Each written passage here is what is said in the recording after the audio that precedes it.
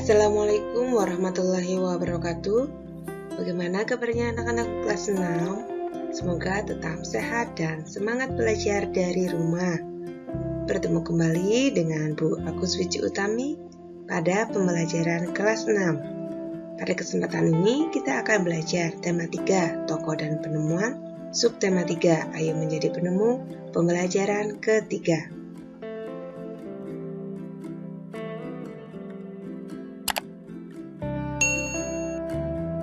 Tujuan pembelajaran untuk hari ini yaitu 1. Setelah siswa membaca teks, siswa mampu memperbaiki kosakata non-baku dan kalimat tidak efektif pada bacaan rangkaian lampu di kelasku dengan tepat. 2. Setelah siswa berdiskusi, siswa mampu menuliskan bagian dari teks eksplanasi berdasarkan teks bacaan dengan tepat. 3. Setelah melakukan pengamatan, siswa mampu menuliskan hasil pengamatan rangkaian listrik di rumah dengan tepat. Sebelumnya anak-anakku, mari kita perhatikan bacaan teks eksplanasi berjudul Rangkaian Lampu di Kelasku. Rangkaian listrik seri dan paralel banyak dipakai buat penerangan di berbagai tempat. Rangkaian seri sering banget kita lihat pada hiasan pohon Natal atau hiasan pada pohon-pohon besar di sepanjang jalan raya.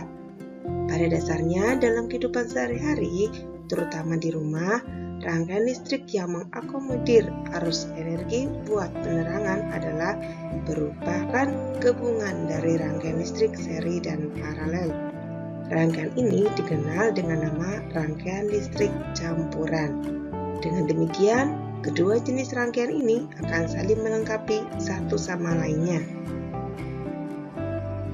Seperti halnya lampu di kelasku yang menggunakan rangkaian listrik campuran. Terdapat 3 buah saklar dengan 4 buah lampu di kelas. Saat saklar 1 atau S1 dinyalakan, maka yang menyala adalah hanya lampu 1 atau L1. Saat saklar 2, S2 dinyalakan, maka hanya lampu 2 atau L2 yang menyala. Saat saklar 3 atau S3 dinyalakan, maka lampu 3 atau L3 dan 4 atau L4 menyala.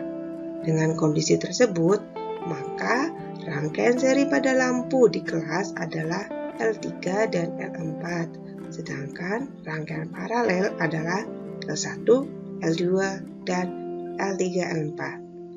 Rangkaian paralel akan sangat membantu sekali penghematan biaya listrik, karena kita tidak perlu menyalakan semua lampu saat cuaca tidak terlalu gelap. Kita hanya perlu untuk menyalakan lampu sesuai kebutuhan. Cermati kembali teks eksplanasi tersebut. Temukan kosakata non-baku dan kalimat tidak efektif dalam teks, lalu perbaiki. Tulis dalam tabel berikut ya. Guru berikan contoh kosakata non-baku dan perbaikan kosakata non-baku. Ada 2 yang Bu Guru contohkan, yaitu dipakai buat. Kosakata bakunya seharusnya digunakan untuk. Kemudian kosakata non-baku kedua, sering banget. Kosakata bakunya yaitu sering sekali. Kemudian ada 2 contoh lagi untuk kalimat tidak efektif.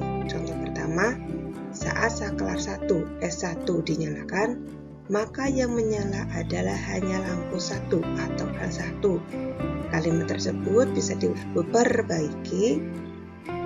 Kalimat tersebut bisa diperbaiki yaitu saat saklar 1 atau S1 dinyalakan, maka hanya lampu 1 atau L1 yang menyala. Sehingga menghilangkan kata adalah dan juga mengatur urutan kalimatnya ya. Contoh yang kedua yaitu rangkaian paralel akan sangat membantu sekali penghematan biaya listrik. Perhatikan pada kata akan sangat membantu sekali. Kata tersebut tidak efektif, sehingga perbaikan untuk kalimat tersebut yaitu rangkaian paralel sangat membantu penghematan biaya listrik. Nah, anak-anakku, silakan kalian bisa mencari kosakata non baku lain ataupun kalimat tidak efektif lainnya, dan perbaiki. Sekarang, coba temukan informasi penting dari teks eksplanasi tersebut sesuai dengan urutan paragrafnya. Bacaan tadi terdapat 3 paragraf. Paragraf 1 berisi topik masalah atau pernyataan umum. Topik masalahnya yaitu rangkaian listrik seri dan paralel. Paragraf 2 berisi data penjelas. Paragraf 3 berisi kesimpulan dan pesan atau pendapat penulis. Tugas kalian adalah menuliskan bagian pada deret penjelas atau paragraf 2 dan kesimpulan pada paragraf 3. Kalian bisa mendiskusikannya dengan kelompokmu.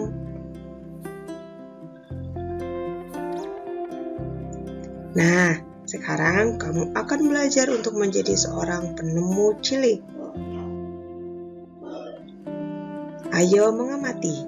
Bersama orang tua, amati rangkaian lampu yang ada di rumahmu. Temukan jenis rangkaian lampu tersebut. Perhatikan langkah-langkah berikut. 1. Pilih satu ruangan di rumahmu yang kamu sukai. Kemudian, amati jenis rangkaian yang digunakan dengan memperhatikan jumlah saklar dan jumlah lampu di ruangan tersebut. Kemudian, nyalakan dan matikan saklar untuk mengetahui posisi lampu yang menyala dan yang mati. Jangan lupa untuk mencatat hasil pengamatanmu. Kemudian, gambar rangkaian lampu tersebut sesuai dengan hasil pengamatan. Kemudian, simpan hasil kerjamu untuk digunakan pada pertemuan berikutnya ya. Silakan kalian dapat bertanya orang tua kamu. Alhamdulillah, pembelajaran hari ini sudah selesai. Semoga bermanfaat. Bagi kalian yang baru pertama kali menemukan channel Agus Wiji Utami, jangan lupa untuk klik tombol subscribe. Terima kasih. Wassalamualaikum warahmatullahi wabarakatuh.